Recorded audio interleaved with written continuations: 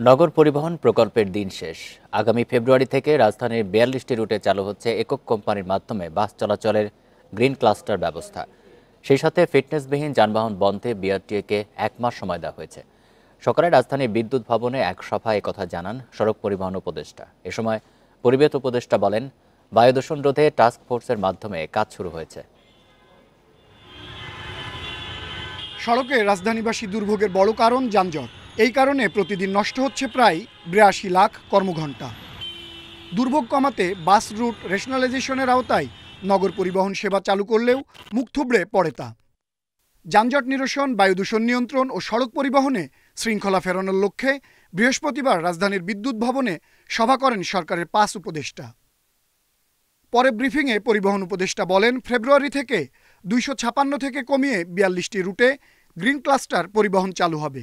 ১ মাসের মধ্যে সব যানবাহনের ফিটনেস নিশ্চিত করতে না পারলে বিআরটিএর বিরুদ্ধে ব্যবস্থার হুঁশিয়ারি তার। ১ মাসের জন্য সময় দেওয়া হয়েছে।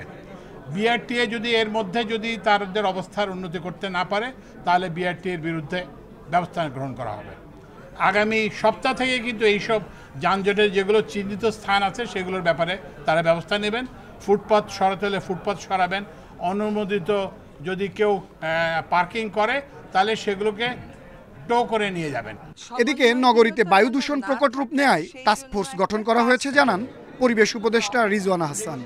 টাস্ক ফোর্স কতগুলো কাজ করবে যেটা জনদুর্ভোগ কমাতে পারবে, কিন্তু বায়ু দূষণ কমানো ১ মাস ২ মাস ১ বছরের ব্যাপার না। কোনো জায়গায় আমরা দেখি যে বেশি সময় নিচ্ছে, যেখানে সময় কমিয়ে আনা যায় সেটারও সর্বোচ্চ চেষ্টা আমাদের থাকবে। আমরা জনদুর্ভোগটা বায়ু দূষণের কারণে জনদুর্ভোগ কমানোর কাজ করছি। মাস্ক ব্যবহারের পাশাপাশি বাসায় বাতাস বিশুদ্ধ করার যন্ত্র ব্যবহারেরও পরামর্শ দেন উপদেষ্টা। আনোয়ার সাদাত নূর, ইন্ডিপেন্ডেন্ট নিউজ, ঢাকা।